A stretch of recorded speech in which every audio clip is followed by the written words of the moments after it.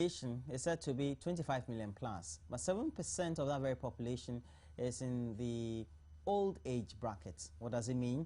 But does it also mean that with the absence of social services in our country, that section of our population is said to be vulnerable? Is a question that we need to ponder over. We have in the studio to help us do a lot more discussions on the subject, somebody who works a lot with aged in our country. We have the Executive Director for Help Age Ghana, Ebenezer Adjetey Sosay, in the studio. How are you? I'm fine. How are you too? 7% of the population, that's not too much, is it? It's too much. It's a lot. If you compare it with where we're coming from, that was around 5.3% in just the 70s.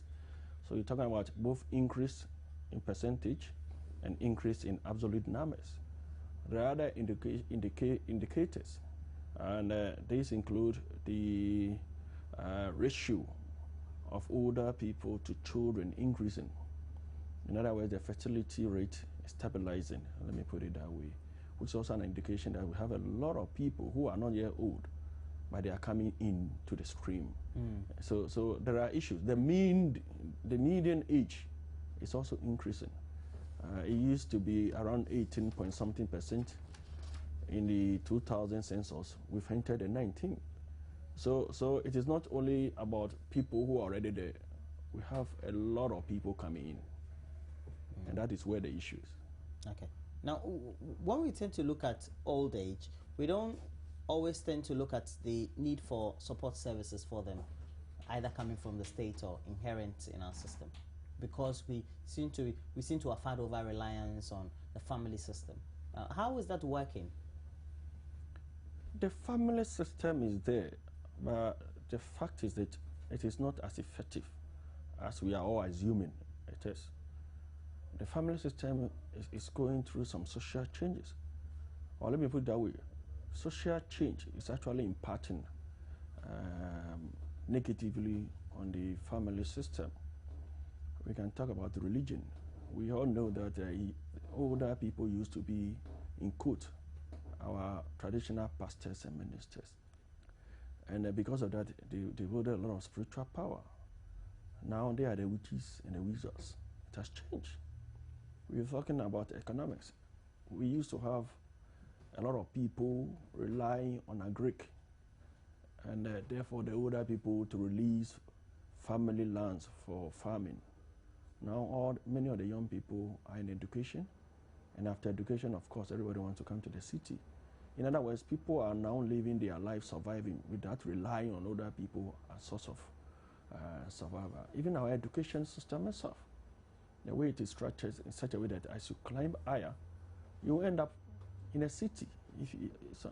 By senior high school, you're already in the city. University, you are surely made for the city. Nobody graduates from the university and we want to go back to the village, in quotes. So older people are being deprived of a lot of physical care assistance because of the migration. Then we've also talking about social values. Now a lot of emphasis is placed on money, and that has actually affected the respect that we give to older people. Everybody who has got money is respected and almost worshipped. And nowadays, in addition to political power, and so even older people as holders of political power in the communities,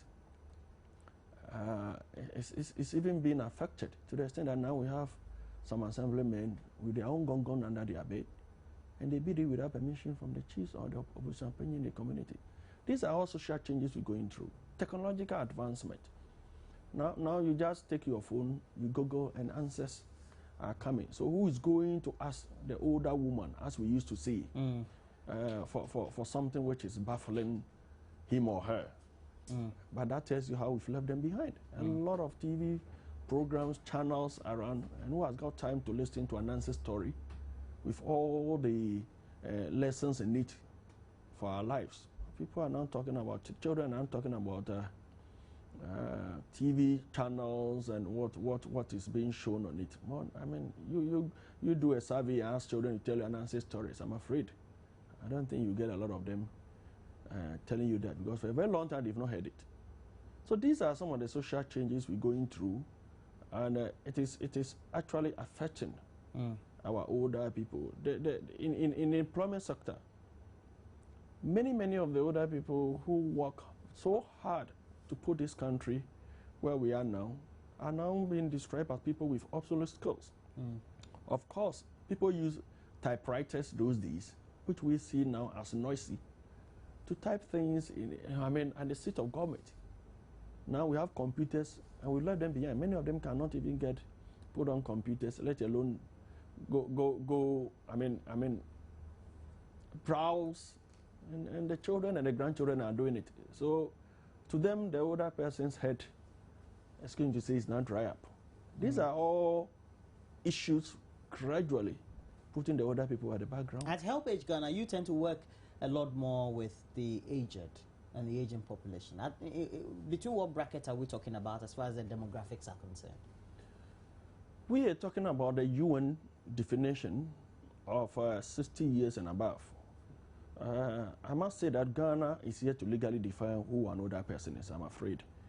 Even though we declared 1st July as Senior Citizens Day as far back as the 90s. And every year we have some lunch for selected older people. Finally, we have Article 37(2)(b), 6(b), making specific mention of older people in terms of their rights and social assistance. But we've not yet defined them. If you take the National Health Insurance, for example, exemption is granted from age 70, even though life expectancy in this country, average, if you take average with the women who have got higher life expectancy, we are running around 62%, but we are exempting from 70%. Of course, then on paper, we are actually exempting the dead, not the living. We have the LEAP cash transfer under the social protection strategy, which is looking at 65 years and above people who are poor. We have a pensionable age, 60 years. Our own census, housing and population census, is looking at 65 years and above. So the ages are scattered based on which program is being implemented. Nationally, we have a national aging policy, which was approved. We started the drafting around the 70s, finally got approved in 2010. We launched it with fanfare in December 2011, and it has gone to the Ghana cupboard. If I say the Ghana cupboard, it needs to take some rest, of course, before we start the implementation. And in that policy, we have 60 years and above, but that has not been adopted yet legally. It needs some submissions to Parliament for adoption. We've not done that yet. So we are 60 years and above by the UN definition, and not by any definition in Ghana. Now, if you take the Scandinavians, you take the countries like Norway, Sweden, and even Denmark more recently, introduce a campaign to encourage young people to have a lot more sex so they can have a lot more procreation. It means that because they have a certain density of a population which has got a lot more old people, tend to focus more by the nature of the social protection programs they have. What is the current state in our country from the policy level? Yeah, we have not finally got to that end yet. I'm saying finally because if you got there, it would have been disaster. Those countries you mentioned had more time to prepare for what they are doing now than we have. And we've not put any pressure at all. Japan, for example, is running about 1/4 of their population, which is a challenge to pension. So I'm not sure whether we took all this into consideration when we were doing the pension review. Even when we were reducing the age one qualifies to go on pension, whether we're looking at the population, the aging population, that we're going to get a lot of more people aging, people going to live longer, people will collect pension for a lot of many more years than it is today. I don't know whether that was factored in.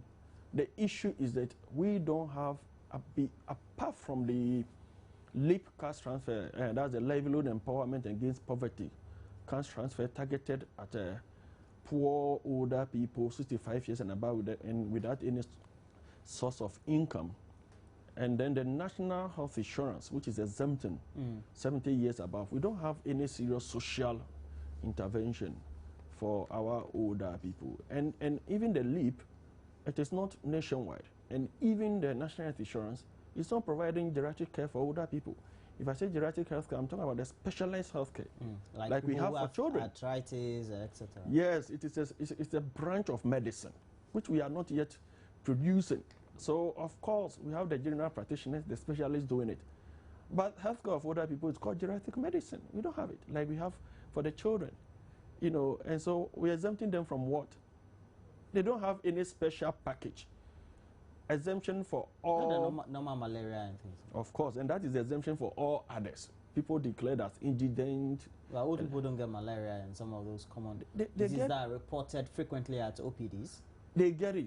The challenge is that we had assumed that healthcare of older people can only be interpreted in terms of income. It is not true. That's what I'm driving at. The fact that they are exempted doesn't mean they're getting healthcare.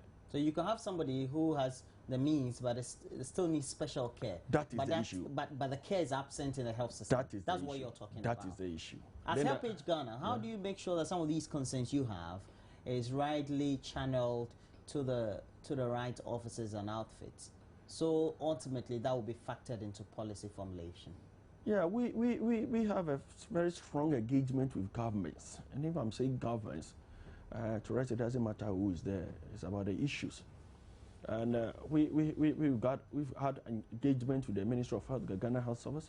Just last year, with support from WHO, the Ghana Scale-Up Plan on Health and Aging was developed in August last year. And the expectation is that we're going to mainstream the issues into our existing healthcare system. And we were looking at so many things, including even the physical arrangements at the hospital, the issue of training health workers in geriatric medicine, even the issue of mainstreaming geriatric into our CHIP healthcare system, the community healthcare system. So we have these strong engagements, and we believe only that the progress has been very slow. We've also had very strong engagement with our sister ministry, that is the Ministry of Gender, Children and Social Protection, and we are gradually making progress. We have targeted some international days like the World Health Day to up some of these campaigns. And next week, Wednesday, is the International Day for Older Persons, the UN Day for Older Persons. The next week? Next week, Wednesday, that is 1st October. And interestingly, this year, the International Day for Disaster Reduction is also focusing on older people, looking at how we've been able to take care of older people adequately during disasters, and even in prevention of disasters. And finally, NADMO is already collaborating with us. And on 13th, 14th, the day is 13th, 14th, we are sponsoring a strategic meeting to look at our national disaster strategy and together see how best we can mainstream issues of older people there. So it is a cross-cutting issue affecting almost all agencies, ministries, everywhere they are there. Even the issue of nutrition. We focus so much on nutrition of children, good, but nutrition of older people is also another issue altogether. And so this is it. Policy-wise, we're engaging. But you know, the issue is about the assumption that there is no money. We are not yet, you know, in Ghana, we behave like there was a country which had adequate resources to... Before they were able to do things. Yeah, but we forget that it's about prioritization, you know, and it's cross-cutting. Anywhere you go, it's about no resources. But there hasn't been any country with enough resources to finance solutions. Now, do you think that the attention is always drawn to the aged only when we have international days to be marked and the country has perhaps a country day to mark for the aged, etc.? And how do you hope that you bring to the plight of these older generation to the current? I don't even think that attention is even there at all. It's adequate. You know, the issue has to do with we are now defining and determining attention based on political power too. So now the attention is on the youth, especially when we get into 2016, they have the political power. So everything is about the youth. The attention has not been adequate. I must say that until recently when the Ministry of Gender, Children and Social Protection came on board, even the UN Day, 1st October, has been left for Helpage Ghana. We've not had any government interested until about 2 years ago, when the Ministry of Gender came on board. This one is all by the fact that you have somebody there. You always, is it because of the minister who has developed the interest?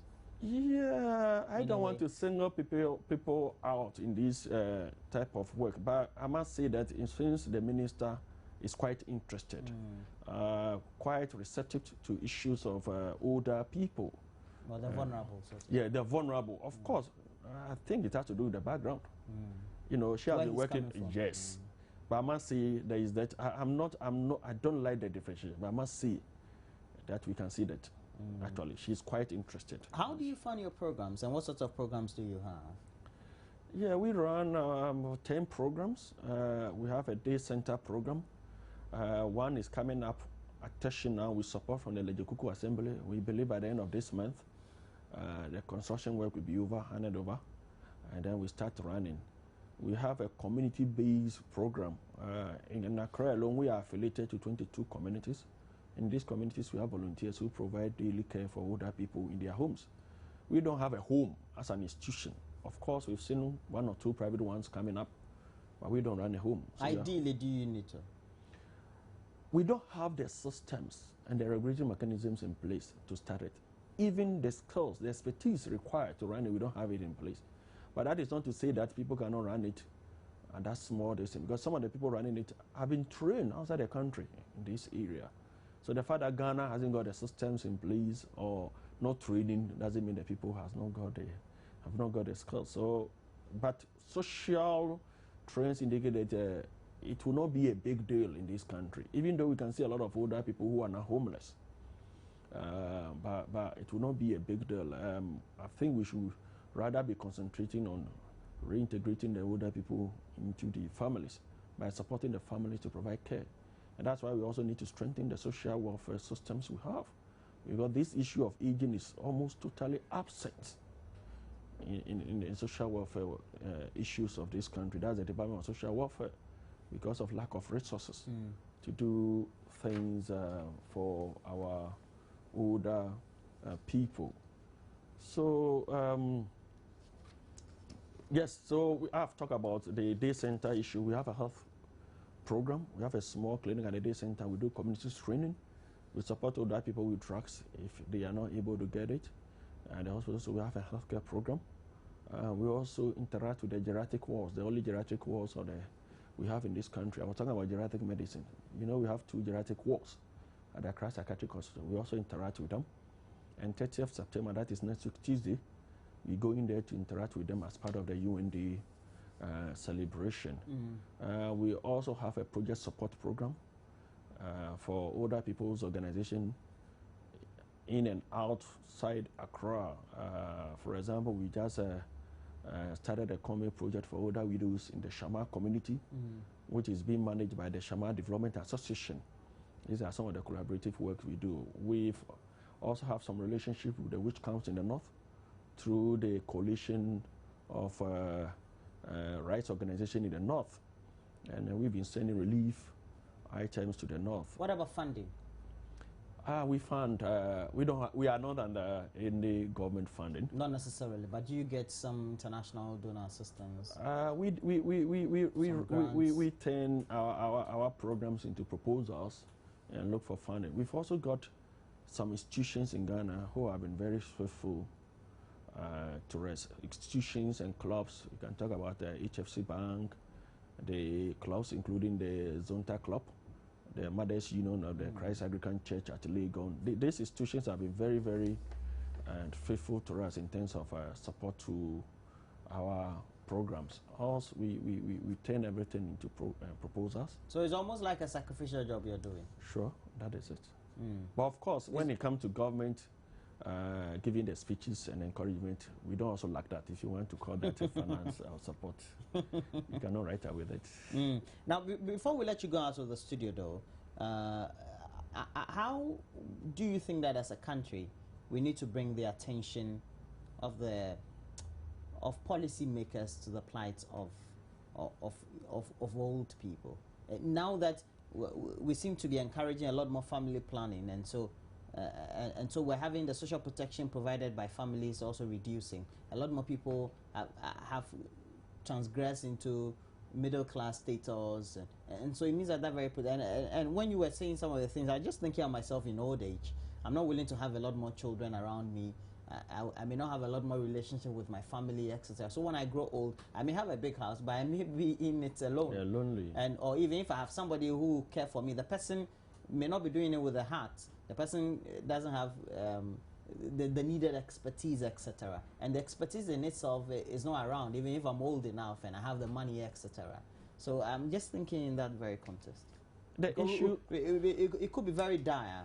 It is dire. Yeah. Not that it could be. It is dire. I'm telling you, if it is you take dire. a look at it in that It is dire context. because we are under the misconception that preparation for old age has to do with only finance. Yes. It is not. You just mentioned one killer in old age: loneliness.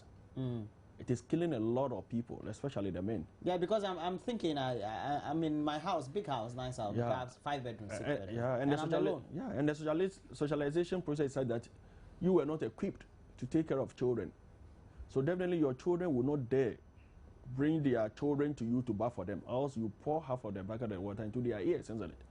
So you versus relationship with grandchildren is so limited. The men are seen as symbol of authority. The women are the carers.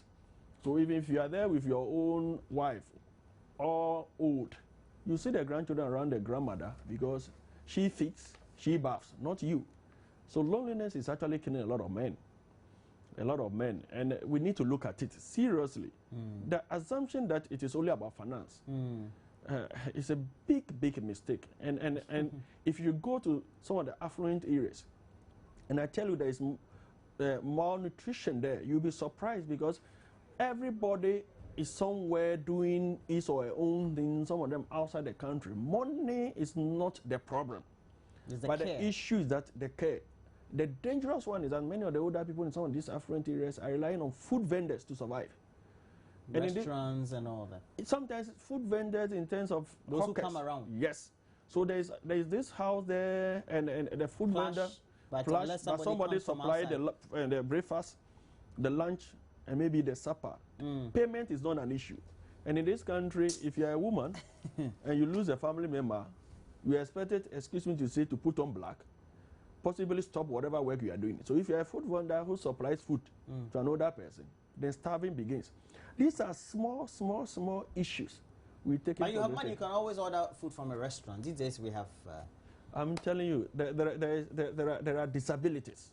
Yeah. Sometimes associated with I can just old age. imagine, it brings to mind how we also need to take care of ourselves and prepare adequately, not necessarily having the insurance, etc., and saying that, well, because I've insured myself and I'm going to have a lot of money when I'm old, that is enough. It seems there's a lot more to it than it. And as a country, we need also to have a holistic thinking and a holistic insight into how we tend to care for the aged. We're now told that we have a population of 25 million plus, and 7% of this very population is in the age group brackets. And Ghana, we're talking about 60 upwards. What does it mean? How do we care for them? We've been having a lot of thoughts on this very subject with our guest who has been helping us the last 30 minutes. And we thank you very much, Ebenezer. Ebenezer Ajete Sosé is a chief executive of the executive director of Help Age Ghana, and helping us. And you say the international day for which you're going to mark is going to be 1st of October? Yeah, that's the UN Day for older persons. Okay. And then we have another UN Day, 13th October, which is International Disaster Reduction Day. And the theme has been focusing, started with the youth, people with disability. This year, the theme is on older people. Okay. Well, thank you very much. We hope to have you sometime again for us to deliberate more. I think that we need to do that to draw attention to the plight of the aged in our society. We're taking a break. When we come back, Dr. Maurice Ampah will be helping us with legal education. If you are very much educated on your rights, how does it benefit you as well? What do you also need to know as far as the law is concerned? Dr. Maurice Ampah is a president for the Legal Advocacy Foundation, and we'll be back here talking law when we take this very break.